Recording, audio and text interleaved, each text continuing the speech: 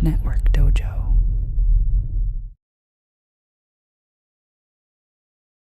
Hi, Jeff Rensing here with Network Dojo, and in this video we are going to talk about building a home lab for the CCIE Wireless v3.1 version. So in this video we'll talk about a few different things. First is figuring out your home lab needs. So one person's needs might be different than another person's, different goals, different budgets, so trying to figure out what your needs are going to be. We're going to talk about what's included in the lab in terms of hardware and servers and software, and then what some good options are for replicating that in your home lab. Usually we're not picking the exact same pieces of hardware due to cost. We're going to talk about some recommendations for different levels of budgets. If I have X dollars to spend, what would you recommend that I spend this money on? And then finally, some tips for owning and operating your home lab. So off the bat here, figuring out your home lab needs. Well, as we figure out, how are we going to practice everything in the lab? We have a goal of we want to get good at this stuff, right?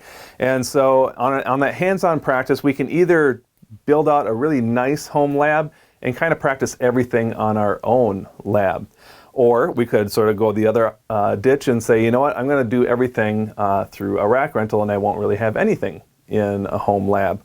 Or the sort of mixture between those two, we'll do some things on a home lab, we'll do some things on a rack rental where it makes sense.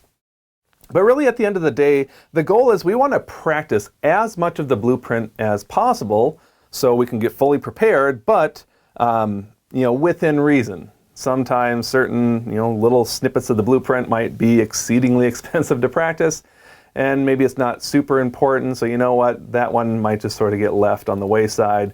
We'll read about it, but we won't practice it. And so we're all just trying to figure out, okay, based off of my budget and what's available to me, how much can I practice reasonably? So some common pros and cons of either using a home rack or renting racks. And you'll actually see pros and cons in a number of these different bullet points here. So right off the bat, a lot of people, top of mind is, price, right? How much is this going to cost me? So what topics can be practiced for the price that you have to pay to practice it? And you're going to see, usually you might think, rack rentals are usually the most efficient way in terms of practicing things for the money that you spend. And while that's usually true, that's not always true. So think about us in the wireless world. You could buy a couple of 1142 or 3502 autonomous APs for like $20 a piece, so $40. And maybe like a cheap switch, less than $100, you're practicing pretty much anything on the autonomous world that you can really ever want to practice. Whereas to get the same, bang for your buck on a rack rental, it might be a little bit more expensive. That's at one end. But then on the other end, think about practicing on 5508 controllers. Think about practicing some of the unique ESXi stuff like QoS structures on a 3650 switch. Much cheaper to rent that than it would be to buy those ESXi devices yourself. So usually, in the overall picture of spending money, the rack rentals become the cheaper option, but you gotta just sort of analyze it on a case-by-case basis. Some aspects might be a wash, about 50-50 in terms of which more expensive, which is not. Some of them really skew towards rack rentals being superior. Some of them, it actually is cheaper getting your own gear just because of how cheap some parts of it might actually be. Convenience. And again, there's actually going to be some convenience aspects of having a home lab versus convenience aspects of rack rentals. So, on the home lab front, it's definitely convenient because it's yours. It's always there. You don't have to worry about scheduling it.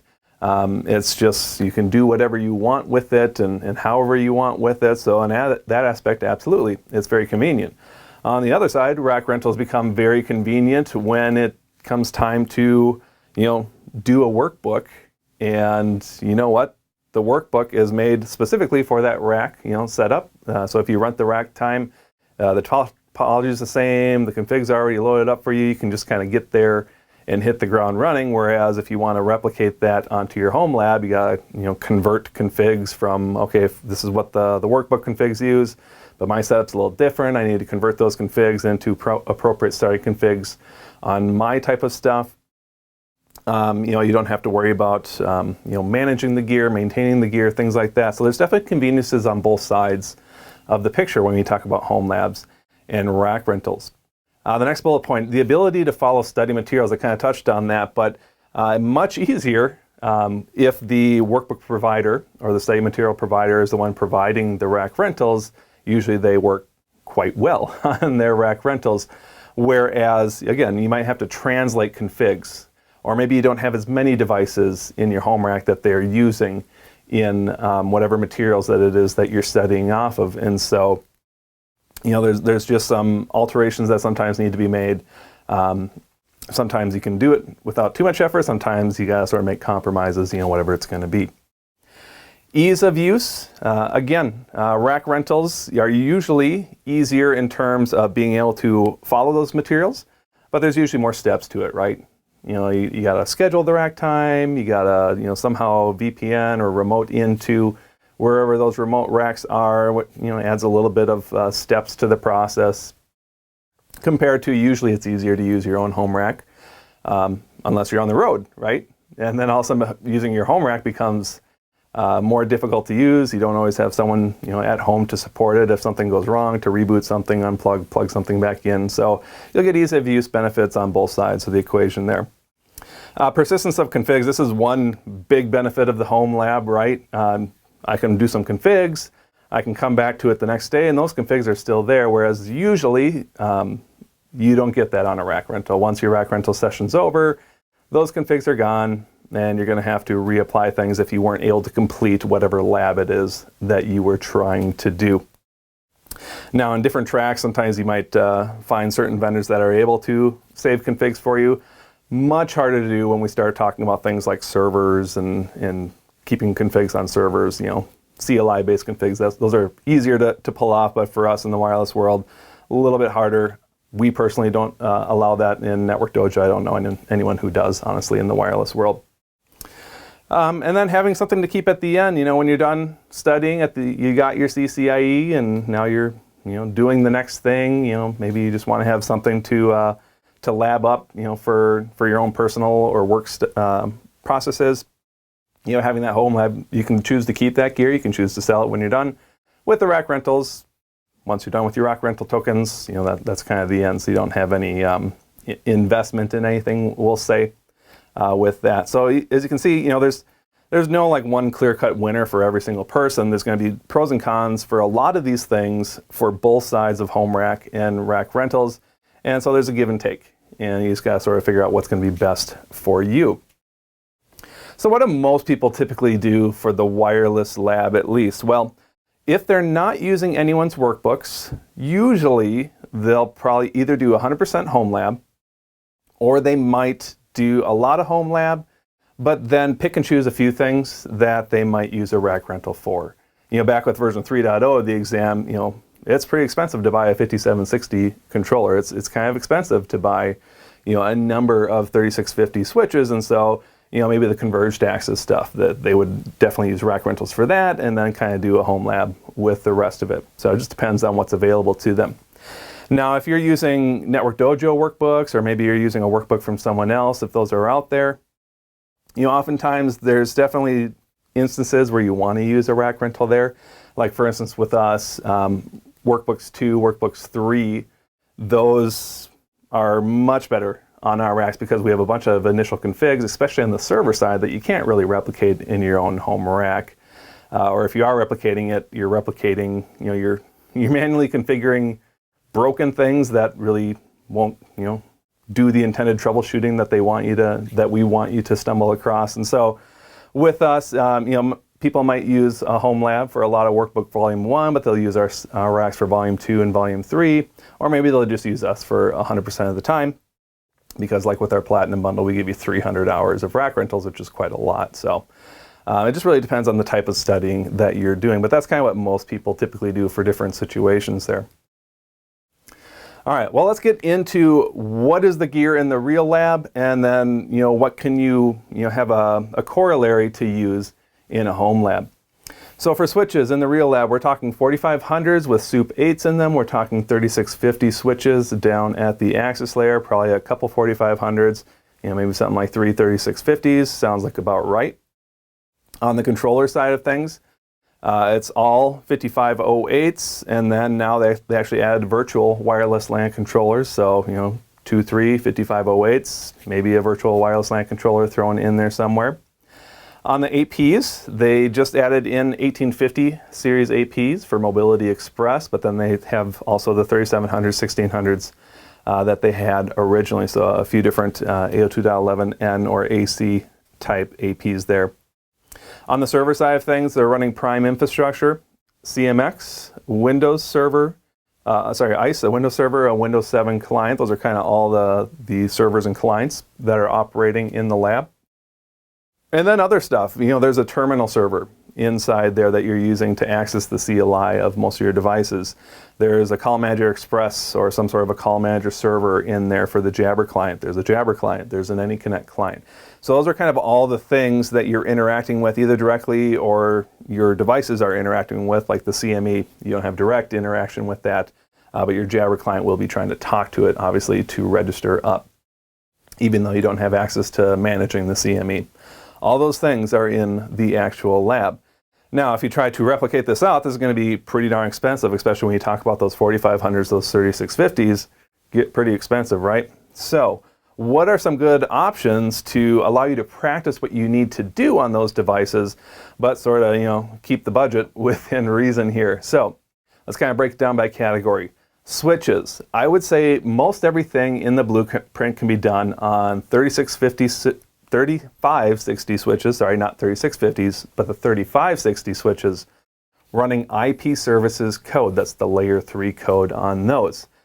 Now, this model number WSC 3560V2 24PSS, this is a 24-port 10100 switch, but it does have two 1 gigabit SFP ports on the end. You can buy it off of eBay in the United States at the moment for $50 to $60. And it's going to allow you to do almost everything that you need to do. It's also going to supply the PoE to all of your access points. 2 to 3 switches is generally more than enough to practice anything layer 2, layer 3-esque. 3 is kind of nice if you can get that third one, and because they're so cheap, it's not that big of a deal usually to add that third switch in there. Really, the only things that you can't do on these that you might be expected to do on those 4500s or 3650s, they do run a different QoS structure. They do the MLS QoS versus on our ESXi devices in the real lab, they use more of a router-based QoS structure, so that is completely different. But that's a small little snippet of the blueprint, and you're saving thousands of dollars by not doing that. So that's one of those perfect things, like, rent a little bit of rack time, and you save yourself, again, thousands of dollars. The other major thing that it can't do is it can't do IPv6 multicast routing. It can do IPv4 unicast, IPv4 multicast. It can do IPv6 unicast, but not IPv6 multicast routing. So those two things really are the limitations, but you save tons of money. Another similar type of switch would be a 3750, and so if you have those available to you, it's usually those are just a little bit more expensive, and we don't really care about the stuff that the 3750 adds on. But either one of those would be perfect switches for a home lab. On the controller side of things, 5508s are nice, 2504s are nice. They work well for physical controllers, which is kind of nice to have.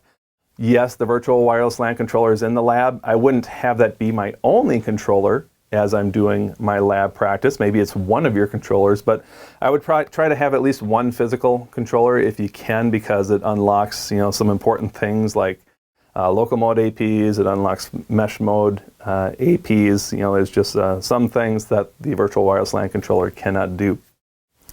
The 5508 versus the 2504, it's not like the 5508 in our code level, which is going to be 8.3, offers a ton more features over the 2504. It's little. It's things like, the 5508s do HA, high availability, stateful switchover.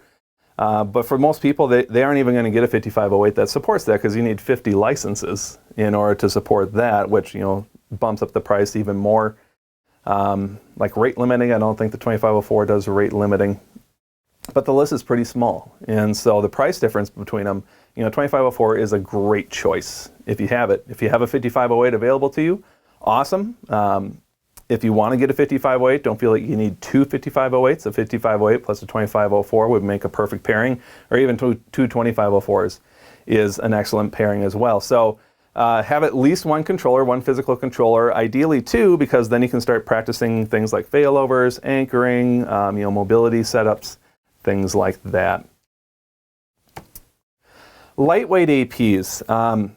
You can usually get by pretty darn cheap here. The only one that might cost you a little bit of money would be getting a Mobility Express AP. Now that we have a Mobility Express in the lab in 3.1, you're going to want to get either an 1830 series AP or an 1850 series AP.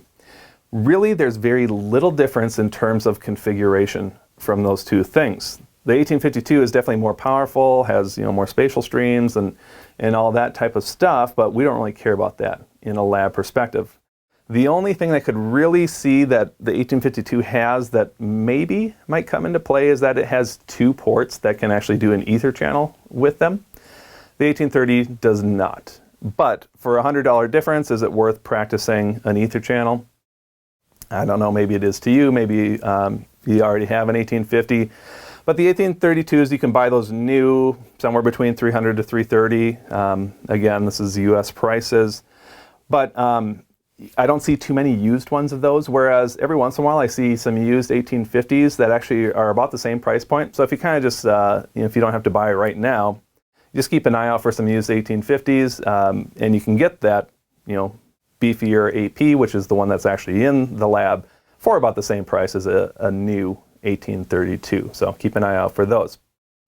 But outside of that, I honestly wouldn't bother buying 802.11 ACs for the non-Mobility Express type practice. You don't need a 3700 series AP. You don't need a 1600 series AP either. Honestly, a 3502 AP should allow you to practice pretty much everything when you're joined to your controllers. And so, sports clean air, it's N. It's not AC, but really, okay, so I can't do 80 megahertz wide channels. And I can't have a client connect at AC rates, but the configs are all there on the controller. So you save yourself tons of money going with these. And again, used for $20, it's hard to beat that price. If you really want something a bit newer, a 1602 series AP, I could find those on eBay for $85 and up. Again, US-based prices, as I know in other parts of the world, prices start jumping considerably higher. So I can't look at what the prices are for you, but I do understand that the prices do jump up. But these are things that are usually the ones to look for in terms of getting the most cost-effective model of things.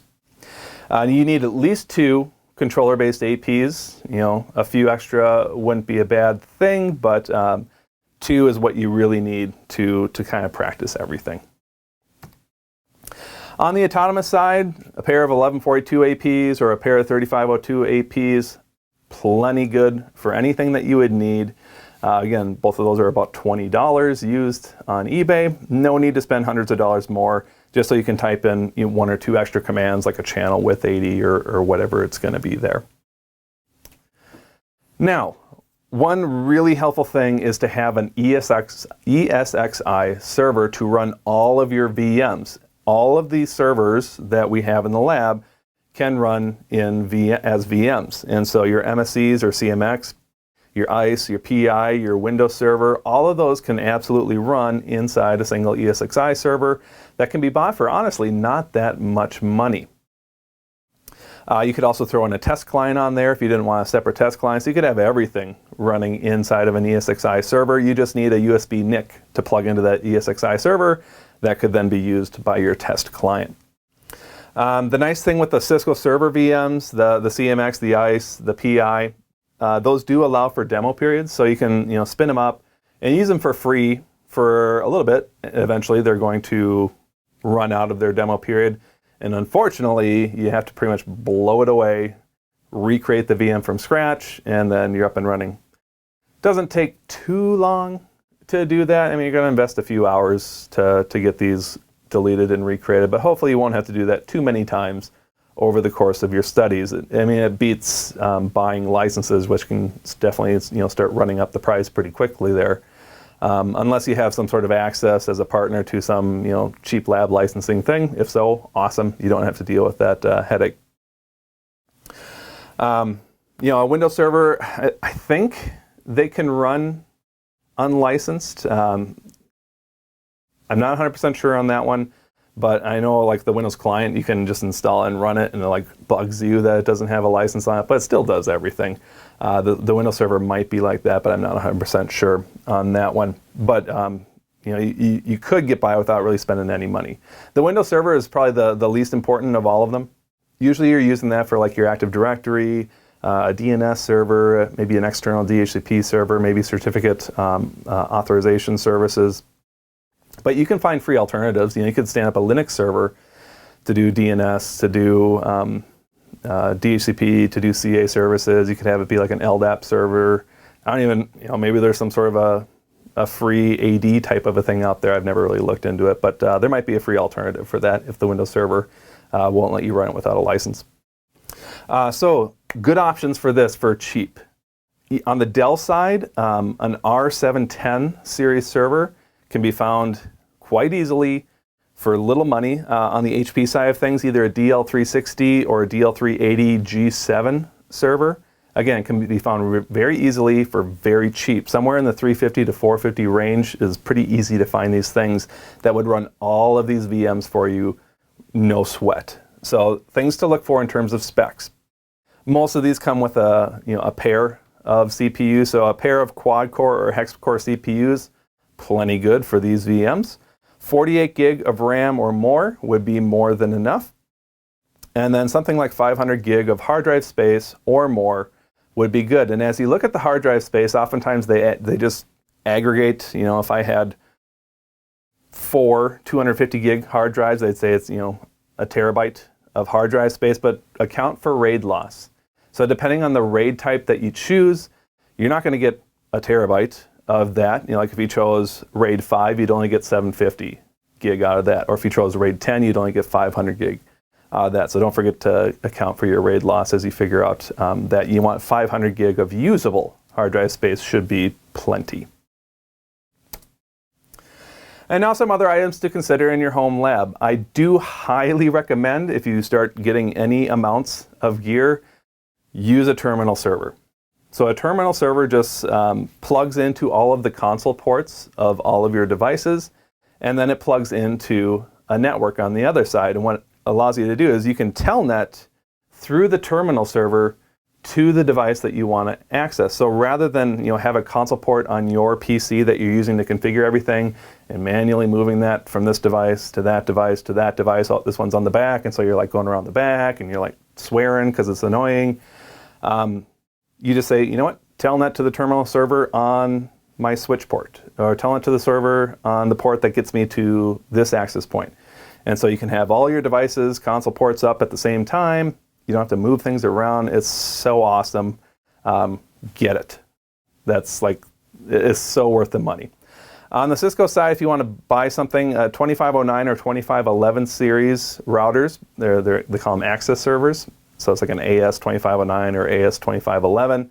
The 2509 supports up to 8 devices. 2511 supports up to 16 devices. They can get a little more expensive than buying an alternative brand. And something like a Cyclades is a brand where you can buy a terminal server with 16 ports or more for a bit cheaper than what you might find it on the Cisco side of things. And so you could look into that too to save yourself some money. If you want to practice some MDNS type stuff, you need a device that sends MDNS advertisements out. A good cheap one would be something like a 3rd generation Apple TV. You can find those for like $45 used on eBay, again, US prices. Now, if you really want to practice with Jabber, the Jabber voice client, there's really not a lot that we do with it in the lab, but if you want to practice with it, you need a call manager. And probably your cheapest option there would be to find a Cisco 2911 series router, the -V, which has the voice license. You need something with a voice license, or they call it a UC license. And you can actually find those for pretty cheap nowadays. So somewhere between $225 to $300. So either the voice, or you might see VSEC, VSEC, that's a voice with security. As long as that voice license is in there, you're golden. The security would just be extra gravy that you don't really care about, although maybe you use this router for to be able to VPN into your rack from outside. Who knows? So you can get that too. Is it worth it to you? It's up to you whether you want to spend that kind of money just to practice, hitting call on your Jabber client or connecting the Jabber client. You could always use a rack rental for that if you wanted to. Things that I would definitely skip that at least to me aren't worth the money, maybe it is to you, ESXi switches. I'm not going to spend $1,000 just to practice 2 little bullet points. I'll just do a rack rental for that, but if you really want it, knock yourself out. I probably wouldn't spend the money on more than 2 physical controllers. If I want to pad things up, I'd probably just add virtual wireless LAN controllers on top of that. And again, I'm not going to spend the extra hundreds of dollars just to have 802.11 AC access points outside of maybe getting something for Mobility Express. But I'm not going to buy 3700s. I'm not going to buy 1600s if I can just get some $20 APs that really honestly allow me to do everything that I want to do. But maybe you feel differently. That's cool. All right. 4 different recommendations based off of different budget levels. Each of these budget levels kind of increase by about $500 each time. So at the base level, just a really nice little bare bones home lab to allow you to practice a lot of things. For about $615 US, you can get a 2504 controller, 2 3560 switches, and 4 3052 APs. Sorry, that should be 3502 APs. My apologies. But 3502 APs, 2 of them for lightweight, 2 of them for autonomous. You're going to get pretty much everything you need there. And my mistake is in every slide, sorry. Next tier up, about $1,100 here, you can get a 2504 controller. Again, 2 3560 switches, the APs, but now we're throwing on an ESXi server to do all the VMs. You're throwing on a terminal server to make life a whole lot easier for you as you move around between those devices. So now we've really expanded what we can practice here, and we're only at $1,100. Moving up closer to $1,600, now we can get a second controller. We can get a third switch for some more interesting routing and switching type of things. The rest of it stays the same. And finally, kind of the Mac Daddy here, we have 2 controllers, 3 switches, 4 APs, another AP for Mobility Express. We still have our server. We're adding a CME router. We're adding an Apple TV for that MDNS type practice. Here we have a pretty sweet setup. We can practice just about anything in the blueprint with this, with not a whole lot of exceptions here. So honestly, not too bad of an investment here. So much better than what we had back in the v3.0 days. 3.1 definitely brought a home lab, a robust home lab, into much easier to achieve budget. All right, let's wrap things up with just some home lab tips. So try to put this in a place where noise won't bother people. I'm sure you might not have had the stuff running in your house, but it makes a lot of noise with those fans. So, 2504s fortunately are silent, but if you have, 5508s, those can get loud. The switches, unfortunately, they have the fans that can get loud. The servers, boy, those things can really blast your ears, at least when they start up. They come back down after the boot up, but still, they're not quiet. And so if you can kind of tuck them away where the sound won't bother too many people, that's kind of a nice thing to do. Power them down when you're not using them. Otherwise, if you just leave them running all the time, that first electrical bill that you get the next month might be a little eye-opening when it's a number of $100 more expensive, more than what your normal power bill will be. So try to keep those down when you're not using them. Maybe some people can actually locate their gear at work, so I guess it's a work lab and not a home lab, but you know what, then they can pay for the power and the cooling and all that stuff, and they can have the noise over there. Consider setting up VPN access to your home for practice when you're away. If you get that 2900 series router for the CME functionality, that can absolutely terminate VPN tunnels in there. You can get a cheap 2811 series router for like probably $50-$60. That could do the same thing, or maybe you have a sweet home router that can terminate it. Maybe, who knows. Set up FTP or TFTP services somewhere with starting configurations for the controllers.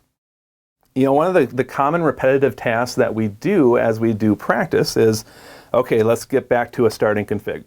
Otherwise, you just have to keep on removing and re-adding, and sometimes it's a real pain in the butt to continually have to remove, re-add. But if we can just sort of quickly wipe it to a good base config, that helps. So from the controller side of things, the best way for that is to just simply, have a backup of a config that's a good start config, or maybe have a couple of different configs you use over and over, and you just TFTP or FTP it down, boom, it reboots, it's got the config you want. On the switch side of things, just save those configs to flash, or the autonomous APs. Save those configs to flash, and you can just say, you know what, copy, flash, config name, start, reboot, boom. You're back to your nice initial starting config with very little effort there. On the ESX side of things, if you haven't really used ESXi before, it's not too crazy to use, and you can absolutely find lots of videos and documentation about that online, but just a couple tips for you to make your life a little easier. Don't forget to get your free permanent license. If you go to VMware, you can request a license. It's free. You just need to create an account. They'll then allow you to download a permanent license for an ESXi server. You can actually put that on, I think, as many servers as you want. It's good for up to 2 physical CPUs, which is probably all that you'll ever get on a cheaper server like we're recommending here. Otherwise, if you don't apply that license, ESXi expires, and then all of a sudden your VMs are unusable. So don't forget about that free license there. It's permanent. Use some form of RAID for redundancy. Most of the hard drives that you get in these cheaper servers, they're used hard drives. They're not going to be the longest lasting hard drives.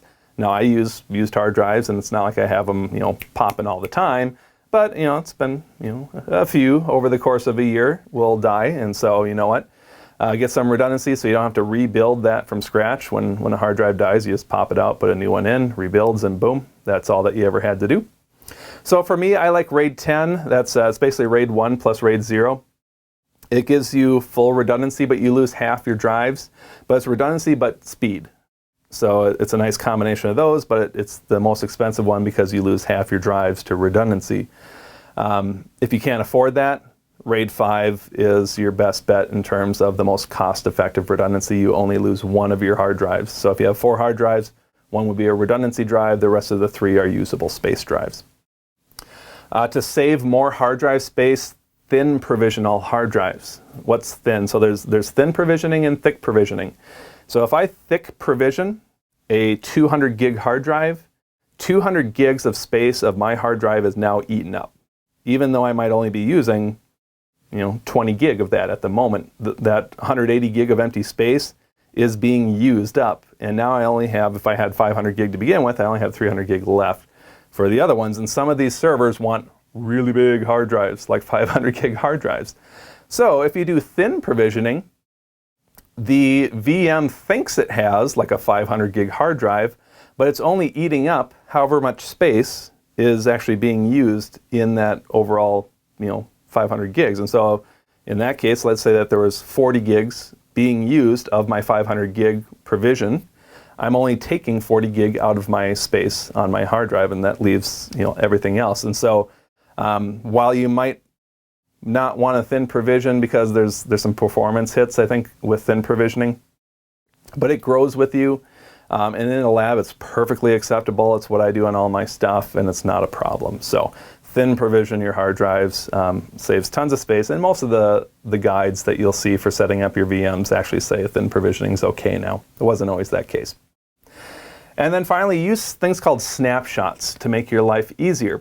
So just like we have these configs that we like to go back to on our hardware, we want the same thing on our VMs too. So if you use something called a snapshot, basically what you do is you configure your server the way that you want it to be, and then I usually power it off, and then I create a snapshot of that and then give it a name, like base config. And then now I can boot it back up, make all the changes that I want, and when I want to go back to that base config, I just revert to that snapshot, and boom, I'm right back to where I was when I took that snapshot. And you can have different layers. And so, for instance, on most of the VMs, I'll just create a nice clean base config and start it there. But like on ICE, sometimes I don't want to have to configure ICE every time to support some type of authentication. I just want to focus on, maybe configuring my AP or configuring my controller. And I just want ICE to be able to just auth it for me. And so what I'll do is I'll create another snapshot for ICE that has basically, every network device that would ever reach out to it. It's, it's integrated with Active Directory. It's got all these user accounts I can use to auth with. It's configured to auth like just about any type of auth that I want to send at it, EAT TLS, Mac, web. And so I'll create a snapshot of that. And so when I just want to have ICE just sort of, auth everything for me and I'm focusing on other stuff, I'll set it to that snapshot. So snapshots make your life so much easier when it comes to these VMs. So I highly encourage you to use those. Now, don't go too crazy with them, but judiciously, figure out some common configs that you want, and then you can use that in your VM. So those are kind of the last tips that we have for the home lab. So hopefully this gave you some great information that you can use to figure out, okay, how much do I want to use a home lab for, or do I want to use a home lab? How much do I want to use rack rentals for? I highly encourage you to go to the blueprint. And as you figure out, what do I want to try to accomplish in a home lab, just go through the different blueprint items and just see, okay, for instance, on, what are we looking for here? So like the AROS side of things. Here's everything in the blueprint, what could I do with the home lab? And if there's some things that, I'd like to do that, but I don't want to spend the money for that, that's maybe where you look to go rent a rack that might allow you to do something like that. So use this information, use these tips. Hopefully you'll be able to get something that's going to work for you and meet your goals within whatever budget that you have. If you have any questions though, don't hesitate. You can always send me an email, jeff@networkdojo.com. I'll help you out as best as I can.